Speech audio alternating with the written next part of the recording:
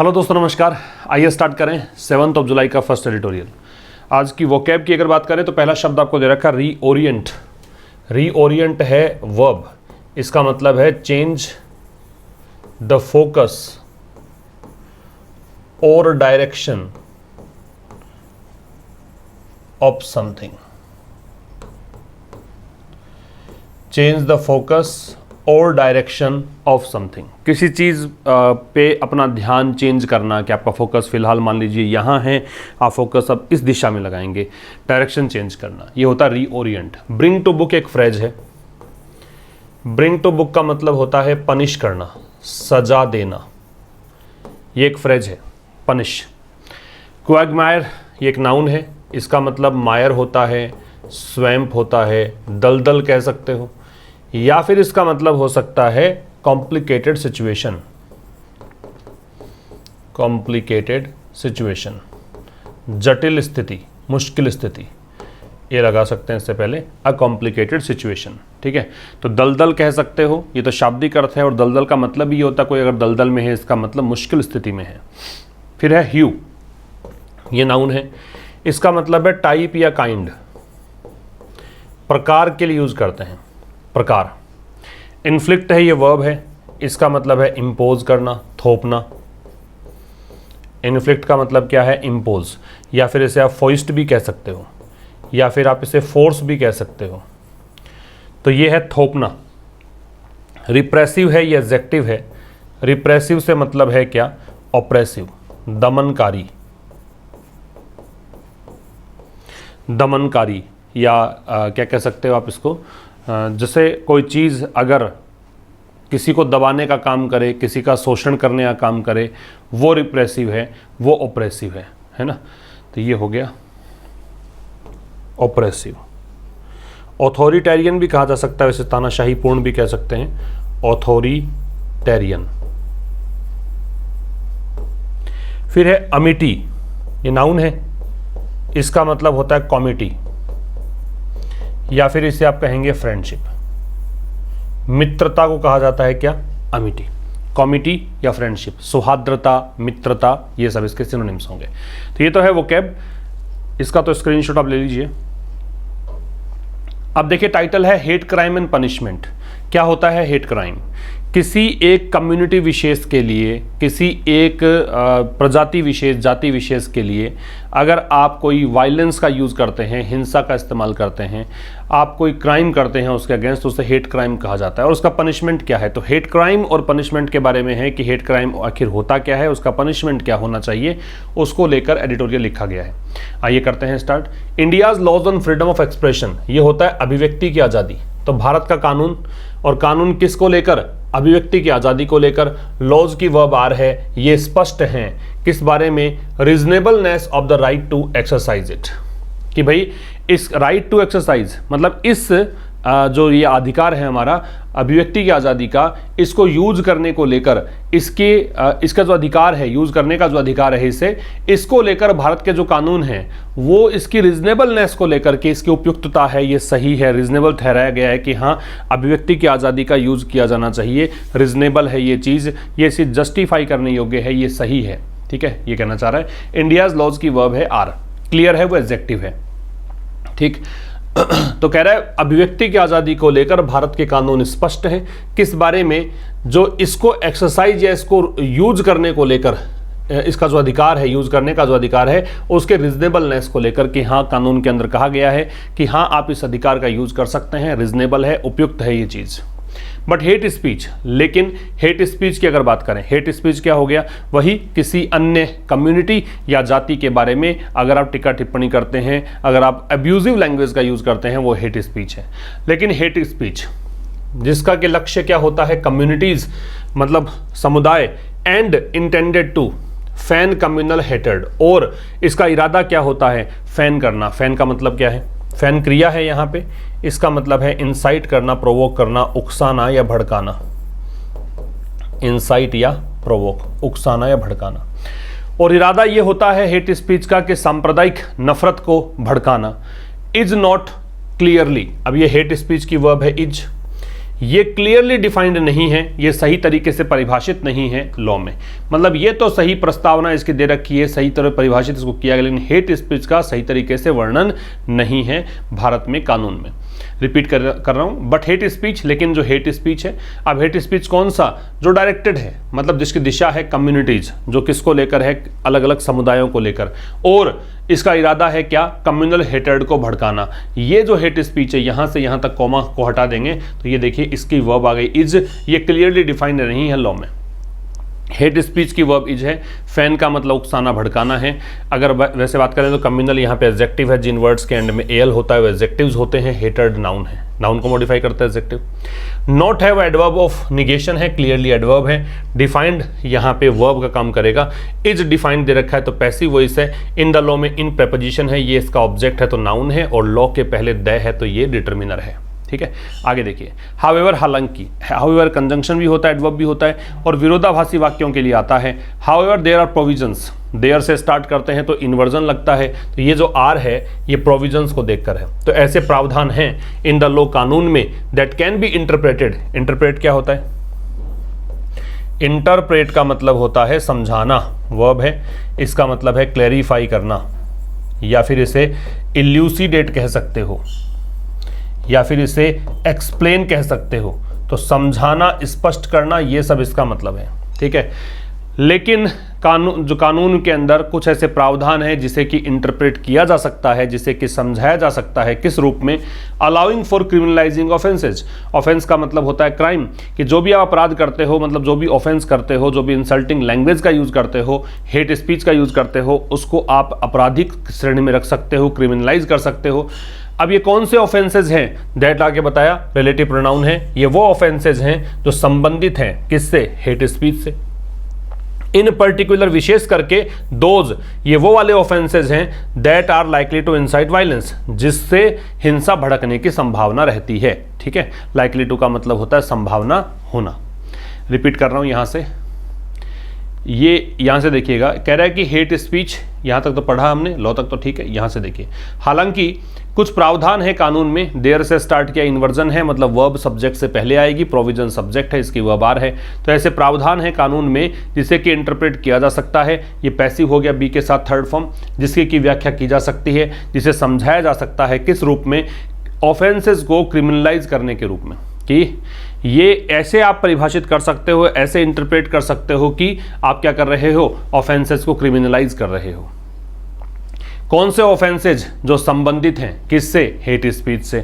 विशेष करके कौन से, ये वो ऑफेंसेज हैं जिनकी संभावना होती है वायलेंस को इंसाइट करने की, इंसाइट का मतलब फैन करने की, भड़काने की, उकसाने की। ठीक है, आगे देखिए, there have been rightful demands, there से स्टार्ट है, फिर से इन्वर्जन है, हैव बीन जो है वो इसको देखकर है, डिमांड्स को। राइटफुल का मतलब बिल्कुल वाजिब, बिल्कुल सही, तो बहुत सही डिमांड्स हैं, including from the law commission of India. इसमें डिमांड शामिल है इसकी भी, जो कानून आयोग है भारत का, लॉ कमीशन ऑफ इंडिया है, उसने भी यहाँ पे डिमांड रखी है। क्या डिमांड रखी है, टू ऐड स्पेसिफिक प्रोविजंस, कि कुछ विशेष प्रावधानों को जोड़ा जाए। किस में जोड़ दिया जाए, हालांकि यहाँ पे टू आना चाहिए, क्योंकि ऐड के साथ टू लगता है, जोड़ना है तो किस में जोड़ना है, जोड़ना है भारतीय आचार संहिता में, इंडियन पिनल कोड में। ठीक है, किस लिए जोड़ना है, टू टैकल हेट स्पीच, ताकि हेट स्पीच की जो बीमारी है इसको टैकल किया जा सके, इससे निपटा जा सके। ठीक है, तो राइटफुल डिमांड्स में राइटफुल एडजेक्टिव है, जिन वर्ड्स के एंड में क्या होता है फुल, उन्हें हम क्या कहेंगे, एडजेक्टिव। जैसे कि राइटफुल है, इसी प्रकार से आप इसको कर सकते हैं, ब्यूटीफुल लिख सकते हैं, है ना, हार्मफुल कर सकते हैं, पेनफुल कर सकते हैं, ये सब एडजेक्टिव्स होते हैं। तो राइटफुल डिमांड्स हैं, काफ़ी मतलब वाजिब मांग है, और इन मांगों के अंदर लॉ कमीशन ऑफ इंडिया की डिमांड भी शामिल है। डिमांड ये है कि कुछ विशेष प्रावधानों को जोड़ा जाए इंडियन पिनल कोड में, किस लिए, हेट स्पीच को टैकल करने के लिए। इट इज़ इम्पेरेटिव, क्या होता है इम्पेरेटिव, ये होता है नेसेसरी, आवश्यक, या फिर क्या होता है वाइटल, या फिर क्या होता है इम्पोर्टेंट। तो कह रहा है ये इंपॉर्टेंट है, ये जरूरी है, that law makers work on doing so. अब ये सब्जेक्टिव मूड है भाई, अब ये सब्जेक्टिव मूड है, इतना समझिए। सब्जेक्टिव मूड का सेंटेंस जो होता है उसके अंदर सब्जेक्ट चाहे सिंगुलर ही क्यों ना हो, वर्ब V0 आएगी, बेस फॉर्म आएगी, प्लूरल वर्ब आ सकती है, सिंगुलर वर्ब नहीं लगाएंगे। इसलिए देखो यहाँ पे तो खैर लॉ मेकर्स प्लूरल ही था, अगर लॉ मेकर भी होता तब भी आप वर्क ही लगाते, वर्क्स नहीं लगाते।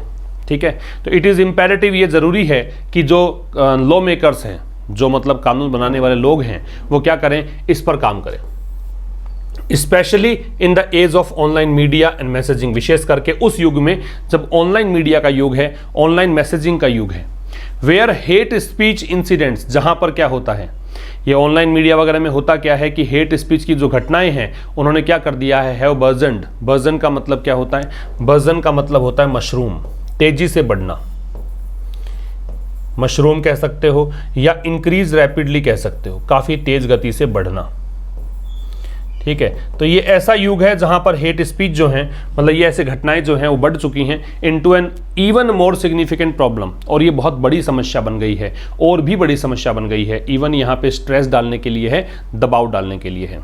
फिर समझिए, इट की वर्ब इज इंपेरेटिव एडजेक्टिव, इसका मतलब नेसेसरी, वाइटल या इंपॉर्टेंट होता है, दैट कंजंक्शन है। Law maker subject, verb work है। तो ये जरूरी बन जाता है कि लॉ मेकर्स जो है ऐसा करने पर काम करें। कैसा करने पर, कि इंडियन पिनल कोड में एक स्पेसिफिक प्रोविजन जोड़े हेट स्पीच को लेकर, विशेष करके उस युग में जब ऑनलाइन मीडिया मैसेजिंग का दौर है। यहाँ पे होता क्या है, ऑनलाइन मीडिया मैसेजिंग में हेट स्पीच जो घटनाएं हैं वो बढ़ चुकी हैं, और कहाँ तक पहुँच गई हैं, ये एक बहुत बड़ी समस्या बन चुकी हैं। सिग्निफिकेंट का मतलब यहाँ कंसिडरेबल के अर्थ में है, बड़े के अर्थ में है, एडजेक्टिव है। वैसे सिग्निफिकेंट होता है महत्वपूर्ण, लेकिन यहां पे इसका मतलब है काफी बड़ा।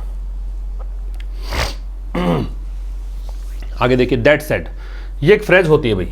दैट सेड जो है एक फ्रेज है। फ्रेज का मतलब ग्रुप ऑफ वर्ड्स, दो शब्द हैं, दैट और सेड, तो इसे फ्रेज कह सकते हो। इसका मतलब होता है इवन सो, तब भी। इस मीनिंग को देने के लिए यहां पे इसका प्रयोग करते हैं दैट सेड का, इवन सो, तब भी। तो तब भी मतलब जो कहा गया है उसका विपरीत। ठीक है, ये कह रहा है कि भाई कुछ प्रोविजन जोड़ देने चाहिए, ये सब हो जाना चाहिए। ऑनलाइन मीडिया मैसेजिंग की बात करी कि यहाँ पे अपराध बहुत बड़ा बन चुका है, तब भी देयर इज नो जस्टिफिकेशन। फिर भी ये हेट स्पीच ठीक है, मान लिया कि अपराध है, लेकिन अगर किसी ने बहुत ज़्यादा मतलब गलत बोल भी दिया, बेजी भाषा का प्रयोग कर भी दिया, तब भी कोई ये सही नहीं है। जस्टिफिकेशन का मतलब सही ठहराने की प्रक्रिया, जस्टिफाई करने का प्रोसेस, तो ये सही नहीं है for any form of hate speech, कि आप किसी भी प्रकार के हेट स्पीच को काउंटर करें हिंसा से, कि ऐसा नहीं है कि हिंसा का सहारा लें हेट स्पीच को दबाने के लिए। जस्टिफिकेशन नाउन है, क्योंकि जिन वर्ड्स के एंड में TION होता है वो नाउन होते हैं। नो डिटर्मिनर है, नाउन से पहले ही आता है। ठीक है, टू बी काउंटेड है, ये पैसिव का स्ट्रक्चर है, बी के साथ थर्ड फॉर्म। एज द अडेज गोज, अडेज क्या होता है, अडेज का मतलब होता है कहावत, मैक्सिम कह सकते हो, एक्सियोम कह सकते हो, ठीक है, सेइंग कह सकते हो, कहावत। तो एज द अडेज गोज, जैसा कि कहावत है, स्टिक्स एंड स्टोन्स में ब्रेक बोन्स, कि जो लकड़ियां हैं, लाठियां हैं और पत्थर हैं, उनसे आप हड्डियां तोड़ सकते हो, लेकिन वर्ड्स से कुछ नहीं होगा। वर्ड्स विल नॉट, वर्ड्स से आप हड्डियां नहीं तोड़ पाएंगे। इसका मतलब आप बोले ही क्यों फिर इतना, और अगर बोल ही रहे हो तो उससे फिर आप अगर हेट स्पीच को काउंटर कर रहे हो तो काउंटर आपको इस तरह से हिंसा का सहारा नहीं लेना चाहिए। तो स्टिक्स एंड स्टोन्स की वर्ब में ब्रेक है, में संभावना बताने के लिए आता मॉडल है, हालांकि ये तो पूरा पूरा एक कहावत है, ईडियम है। There must be zero tolerance for violence, अब ये फिर से देखो देयर से स्टार्ट है, तो फिर ये वर्ब पहले आ गई और जीरो टॉलरेंस ये बाद में आ गया सब्जेक्ट। तो कह रहा there must be zero tolerance for violence, तो वायलेंस को लेकर जीरो टॉलरेंस होना चाहिए। जीरो टॉलरेंस का मतलब है, मतलब बिल्कुल भी सहनशीलता, कह सकते हो कि भाई ऐसा नहीं है कि आप सहन करेंगे, अगर हिंसा हुई तो बिल्कुल सहन नहीं होनी चाहिए चीज़, ये कह रहा है। नेक्स्ट देखिए, द इंसिडेंट इन अमरावती, अब एक घटना के जिक्र किया है कि अमरावती महाराष्ट्र में घटना घटी। वेयर ए केमिस्ट, यहाँ पर हुआ क्या, वेयर आता है वह एडवर्ब है, ठीक है, और बीच में आ गया तो रिलेटिव एडवर्ब है, स्थान बता रहा है। तो इस जगह पे हुआ क्या, एक केमिस्ट, एक दवा विक्रेता है, नाम है उमेश कोल्हे, इनको चाकू मारकर मार दिया गया, was knifed to death. Allegedly का मतलब है परपेट्रेटली या सपोजली, तथा कथित रूप से। तथा कथित तब लगाते हैं जब सुनी सुनाई बात हो, एग्जैक्टली नहीं पता हो।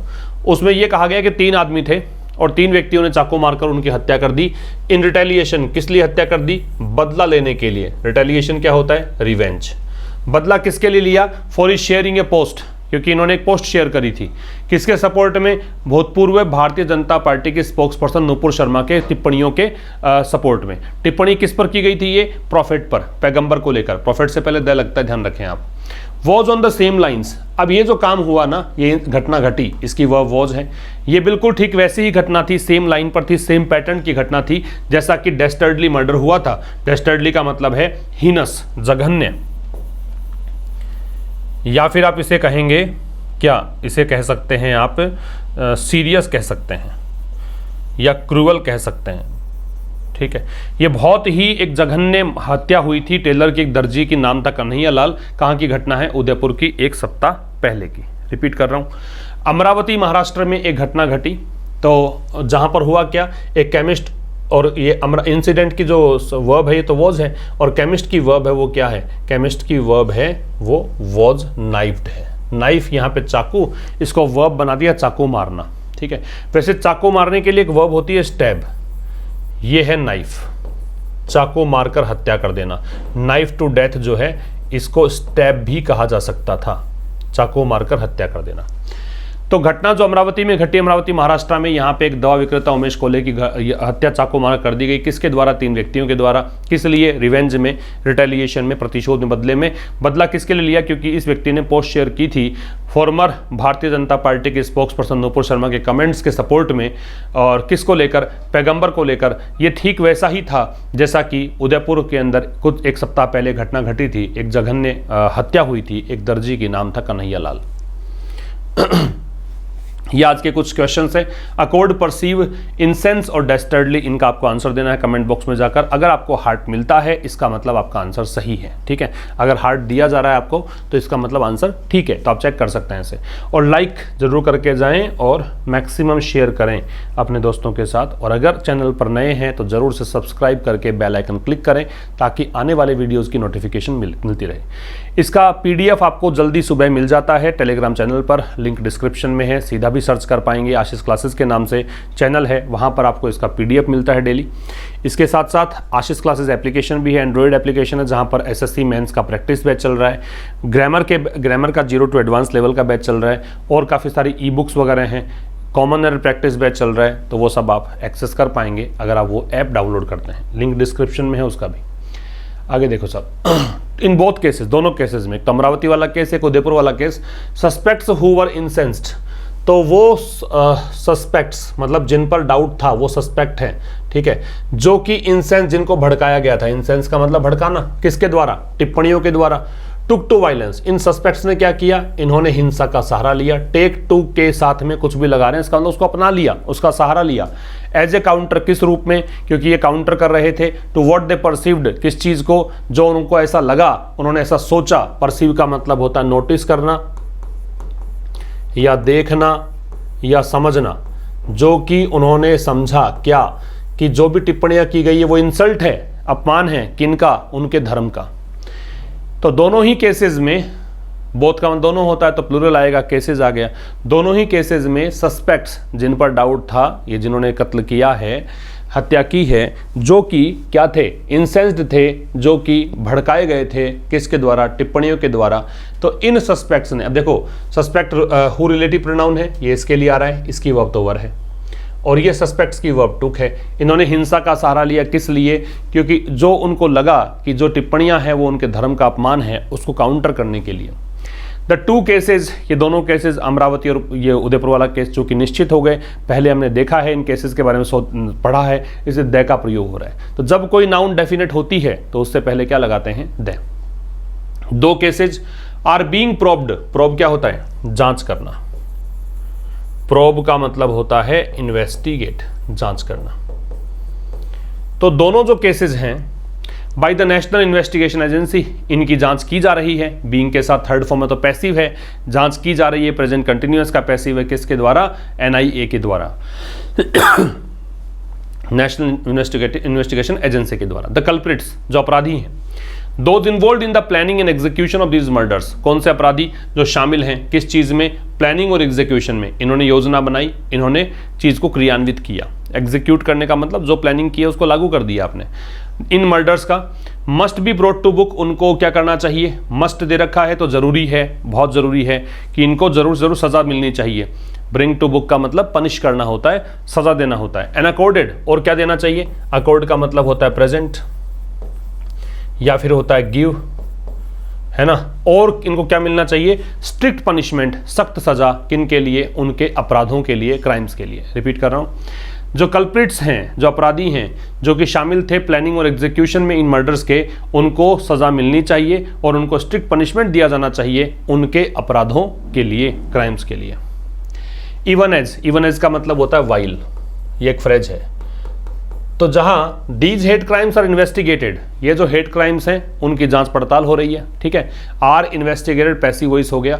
तो इन हेट क्राइम्स की जांच पड़ताल हो जाए, इट इज इंपेरेटिव, जरूरी है। इंपेरेटिव का मतलब इंपॉर्टेंट है, नेसेसरी है, क्या, on the part of the union and the state governments. ये किसके लिए इंपॉर्टेंट है, केंद्र सरकार और राज्य सरकारों के लिए। क्या इंपॉर्टेंट है कि वो जल्द से जल्द रीअश्योर करे, पुनः आश्वस्त करे सिटीजन्स को, क्या आश्वस्त करे कि आवश्यकता है किसकी, कम्युनल अमिटी की, सांप्रदायिक सौहार्द्रता, फ्रेंडशिप की, एंड दैट, और ये आश्वस्त करे कि परवेयर कौन होता है, जो कि कोई विचार को प्रसारित करता है, और जो लोग फैला रहे हैं हेट स्पीच को, और उन लोगों को जो हिंसा में शामिल हैं, किस लिए हिंसा में शामिल हैं, रिटेलिएशन में, बदला लेने की भावना में, उन पर मुकदमा किया जाएगा, उनको प्रोसिक्यूट किया जाएगा। प्रोसिक्यूट का मतलब होता है श्यू करना, मुकदमा करना। प्रोसिक्यूट का मतलब है शू करना, मुकदमा करना, ठीक है। फिर समझिए, तो कह रहा है कि दो काम साथ साथ में हो रहे हैं। एक तरफ तो हेट क्राइम्स जो हैं उनको इन्वेस्टिगेट किया जाता है, ठीक है, पैसिव वॉइस हो गया। ये जरूरी बन जाता है कि यूनियन और स्टेट गवर्नमेंट जो हैं वो जल्द से जल्द, क्विकली एडवर्ब है, रीअश्योर करे, पुनः आश्वस्त करे सिटीजन्स को। किस लिए आश्वस्त करे, कि सांप्रदायिक सौहार्द्रता या मित्रता की आवश्यकता है। नीड के साथ फोर लगेगा, भी ध्यान रखें। और क्या, कि जो परवेयर्स है, जो फैला रहे हैं हेट स्पीच को, और वो लोग जो इंडल्ज हैं, लिप्त हैं हिंसा में, उन रिटेलिएशन में हिंसा कर रहे हैं, वो प्रतिशोधात्मक तरीके से हिंसा कर रहे हैं, उनको प्रोसिक्यूट किया जाएगा, उन पर मुकदमा चलाया जाएगा। Justice and the application of the rule of law, तो जो विधि का कानून है उसका जस्टिस और रिटेलिएशन, एप्लीकेशन, जस्टिस न्याय, एप्लीकेशन उस चीज को अप्लाई करने का process, should not only be seen to be done. अब जस्टिस और application rule of the law, कि जो विधि का कानून है उसके प्रति सही जस्टिस हो और कहें कि भाई उसको अप्लाई किया जाए, तो इस चीज को केवल not only be seen to be done, केवल देखना नहीं है कि हाँ ये काम होगा, ठीक है, ये केवल देखा नहीं जाना है कि भाई ये काम होगा, but needs to be applied, बल्कि इसको अप्लाई करने की जरूरत है इन ए फेयर मैनर, बिल्कुल निष्पक्ष तरीके से। फेयर का मतलब क्या होता है, इम्पार्शियल, एकदम जस्ट, बिल्कुल फेयर तरीके से जरूरत है इसको अप्लाई करने की, बिना प्रेजुडिस के। प्रेजुडिस का मतलब क्या होता है, बायस्ड, ठीक है, बायस कह सकते हो, पक्षपात कह सकते हो, पार्शियलिटी कह सकते हो, बिना पक्षपात के। फॉर और अगेंस्ट स्पेसिफिक कम्युनिटीज, किसके लिए, किसी विशेष समुदायों के लिए, किसी विशेष समुदाय के खिलाफ। समझ गए। तो justice and the application subject है, वर्ब है शुड नॉट बी, फिर ये थर्ड फॉर्म दे रखी है, बीन पैसिव है। तो जस्टिस और एप्लीकेशन जो है रूल ऑफ लॉ की, उसका केवल ऐसा नहीं कि उसको देखते रहें आप कि हाँ करना है काम, हुआ नहीं है। आवश्यकता किसकी है, हालांकि यह नॉट ओनली बट ऑल्सो आना चाहिए, but also needs to be applied, बल्कि इसको जरूरत है अप्लाई किए जाने की। ये भी पैसिव हो गया, बी के साथ थर्ड फॉर्म, ठीक है। कैसे अप्लाई करना है, फेयर मैनर में, एकदम निष्पक्ष तरीके से, बिना भेदभाव के, किसके लिए, विशेष समुदायों के लिए या फिर विशेष समुदायों के खिलाफ। The union and state government should not adopt repressive measures, तो केंद्र सरकार और राज्य सरकारों को शुड नॉट, सलाह दे रखी, सजेशन लेखक का, कि उनको नहीं अपनाना चाहिए दमनकारी कदम। रिप्रेसिव मतलब तानाशाहीपूर्ण या दमनकारी, मेजर्स मतलब स्टेप्स। कैसे, by using enforcement authorities. Enforcement authorities मतलब कोई भी कानून को लागू करने वाले को अधिकारी हैं, उनके द्वारा, मतलब उनका यूज करके। किस लिए, कलेक्टिव पनिशमेंट मतलब सामूहिक पनिशमेंट को थोपने के लिए। इन्फ्लिक्ट क्या होता है, इंपोज करना होता है, थोपना। किस पर, समुदायों पर। किस लिए, individual acts of transgression. Transgression होता है अतिक्रमण, ट्रांसग्रेशन होता है किसी कानून का उल्लंघन, वायलेशन ऑफ एनी लॉ कह सकते हो, ठीक है। ट्रांसग्रेशन, ट्रांसग्रेशन का मतलब होता है वायलेशन या वायलेट करना। ऑफ एनी लॉ, किसी भी कानून का अतिक्रमण, किसी कानून का उल्लंघन। भाई समझना इसमें सब्जेक्ट तो ये है, वर्ब इसकी शुड नॉट अडॉप्ट है। अडॉप्ट का मतलब अपनाना है। 3 चीज़ें बता दूं आपको, एक होता है अडेप्ट, इसका मतलब अनुकूल बनाना होता है, एक होता है अडॉप्ट, इसका मतलब अपनाना होता है, और एक होता है ADEPT, इसका मतलब एक्सपर्ट होता है। कोई ई दे रखा है, इसका मतलब एक्सपर्ट है, ए दे रखा है, इसका मतलब अनुकूल बनाना है, ठीक है, और ये अपनाना है, तो ये अपनाना दे रखा है यहाँ पे। तो कह रहा है कि यूनियन गवर्नमेंट और स्टेट गवर्नमेंट्स को नहीं अपनाना चाहिए क्या, repressive measures. Repressive adjective, measures noun है, कि ऐसे कदम नहीं अपनाएं जो कि कैसे हो, दमनकारी हो या तानाशाही पूर्ण हो। कैसे, एनफोर्समेंट अथॉरिटीज़ का यूज़ करके। किस लिए, सामूहिक पनिशमेंट देने के लिए, है ना। और इम्पोज के साथ चूंकि ओन लगता है, वैसे ही इन्फ्लिक्ट में ओन लगा है। ये पनिशमेंट देते किसको हैं, कम्युनिटीज़ को। किस लिए, कि किसी एक व्यक्ति ने गलत किया, उसकी सज़ा सभी को नहीं मिलनी चाहिए, ये कह रहा है। Political parties of all hues, hue का मतलब टाइप या काइंड, सभी प्रकार की राजनीतिक पार्टियां, बट स्पेशली दोज, लेकिन विशेष करके वो पार्टियां, दोज यहाँ पार्टीज के लिए है, जो सत्ता में है, मस्ट रिफ्रेन फ्रॉम, उनको जरूर से जरूर परहेज करना चाहिए, दूर रहना चाहिए। रिफ्रेन के साथ फ्रॉम लगता है, एब्सटेन के साथ फ्रॉम लगता है, दोनों का मतलब क्या होता है, परहेज करना, दूर रहना। इनको दूर रहना चाहिए किससे, फैनिंग कम्युनल हेटेड। फ्रॉम चूंकि प्रेपोजिशन है तो आगे ING लग गया। फैन का मतलब उकसाना या भड़काना है, कम्युनल का सांप्रदायिक है, और हेटेड का नफरत है। तो सांप्रदायिक नफरत को भड़काने से बचना चाहिए, कम से कम उन पार्टीज को जो सत्ता में है या पावर में है। पॉलिटिकल पार्टीज जो हैं, इसकी वर्ब क्या कर दोगे आप, मस्ट रिफ्रेन, ठीक। द अनइवननेस, ये हो गया असमानता, इवननेस होती तो समानता। तो जो अनइवननेस है गवर्नमेंट एक्शंस की, कि गवर्नमेंट कहीं पर कार्यवाही बहुत ही स्ट्रिक्ट तरीके से करती है, कहीं पर लीनियंट हो जाती है, कहीं पर कार्यवाही नहीं करती है। तो ये जो असमानता है गवर्नमेंट की कार्यवाही की, हैज़ रिजल्टेड इन, इस अनइवननेस का परिणाम निकला है, रिजल्ट में इन लगेगा। क्या परिणाम निकला है, डिसएन्चेंटमेंट, मोह भंग हो गया है मुसलमानों का। डिसएन्चेंटमेंट का मतलब मोह भंग होना, ठीक है। तो गवर्नमेंट के एक्शंस के जो अनइवननेस है, असमानता है, उस कारण से मुसलमानों में मोह भंग हो गया है। The actions of a few criminals, तो कुछ अपराधियों के का जो कार्यवाही है, अमंग द कम्युनिटी, मतलब कम्युनिटी में कुछ लोगों ने अपराध किया और उससे क्या है, बाकी खतरे में पड़ गए हैं, ठीक है। कुछ अपराधियों के कार्यवाही से जो कम्युनिटी में और लोग हैं वो खतरे में पड़ गए हैं। एंडेंजर का मतलब होता है खतरे में पड़ जाना, क्योंकि एंडेंजर है, EN जहां भी लगेगा शुरुआत में या एंड में वो क्रिया बनाता है, तो डेंजर में EN जोड़ के इसने बना दिया, खतरे में डाल दिया है। एक्शंस की वर्ब है have endangered. It is unmistakable, unmistakable मतलब इसमें गलती नहीं हो सकती, तो ये बिल्कुल सही है, इसमें गलती नहीं की जा सकती। क्या, इट की वर्बिज है। That the developing Quagmire, developing मतलब विकसित होता हुआ या आगे आगे ये सामने आता हुआ, क्वैगमायर का मतलब मुश्किल स्थिति है, दलदल है। इज रिलेटेड टू, वो संबंधित है किससे, कैजुअल बिगोट्री। कैजुअल का मतलब क्या होता है, कैजुअल का मतलब अनौपचारिक, इनफॉर्मल। बिगोट्री क्या होता है, कट्टरपंथी होने की स्थिति, कट्टरता होने की स्थिति। कैलसनेस क्रुएल्टी को बोलते हैं, निर्दयता को बोलते हैं। और क्रुएल्टी किसकी, उन लोगों की who were in responsible position, जो जिम्मेदारी पूर्ण पद में थे, किसमें, बीजेपी में। बीजेपी राजनीतिक पार्टी है तो दय का प्रयोग है। तो कह रहा है कि ये अनमिस्टेकेबल है। जिन वर्ड्स के एंड में एबल आता है वो एडजेक्टिव्स होते हैं, तो ये एडजेक्टिव है। तो ये अनमिस्टेकेबल है कि डेवलपिंग क्वैगमायर जो है, क्वैगमायर नाउन है, डेवलपिंग एडजेक्टिव है, और प्रेजेंट पार्टिसिपल है, और दय यहाँ पे डिटर्मिनर है। तो ये अनमिस्टेकेबल है कि डेवलपिंग क्वैगमायर जो है वो संबंधित है, रिलेटेड में टू लगेगा, किससे, कैजुअल बिगोट्री से। कैजुअल एडजेक्टिव है, बिगोट्री नाउन है, दैट डिटर्मिनर है। और किससे, उन लोगों की निर्दयता से जो लोग रेस्पॉन्सिबल पोजीशंस में थे बीजेपी के। गवर्नमेंट्स मस्ट रीओरिएंट देमसेल्व्स, जो सरकारें हैं उनको अपना ध्यान कहाँ करना चाहिए, चेंज करना चाहिए। जो फोकस उन्होंने कर रखा है, जो दिशा उन्होंने अपना रखी है, उसको चेंज करना चाहिए to the rule of law. और कहाँ लगाना चाहिए ध्यान, रूल ऑफ लॉ पर, विधि के कानून पर। एंड टू स्ट्रिक्ट एडहेरेंस, और कहाँ लगाना चाहिए कि सख्ती से पालन किया जाएगा, इस पर ध्यान लगाना चाहिए। एडहेरेंस में टू लगता है, एडहेर के साथ टू लगता है, पालन करने को बोलते हैं। कॉन्स्टिट्यूशनल वैल्यूज, किसका, संवैधानिक मूल्यों का। कॉन्स्टिट्यूशनल एडजेक्टिव है क्योंकि AL दे रखा है लास्ट में, और वैल्यूज मूल्य नाउन है। एज द सेक्युलर फैब्रिक, क्यों? क्योंकि जो सेक्युलर फैब्रिक जो है, सेक्युलर मतलब धर्मनिरपेक्ष, फैब्रिक का मतलब स्ट्रक्चर, ताना बाना, जो एक धार्मिक एक सिस्टम है भारत का, धर्मनिरपेक्ष सिस्टम है, सभी धर्मों के प्रति सम्मान है, ये जो सिस्टम है देश का, must B preserved at all cost, इसे हर कीमत पर प्रिजर्व किया जाना चाहिए, संरक्षित किया जाना चाहिए, मेंटेन करना चाहिए, ये डिस्टर्ब नहीं होना चाहिए। ठीक है, तो ये था आज के इस एडिटोरियल में। मिलेंगे कल ठीक शाम 5 बजे, तब तक के लिए नमस्कार, थैंक यू वेरी मच।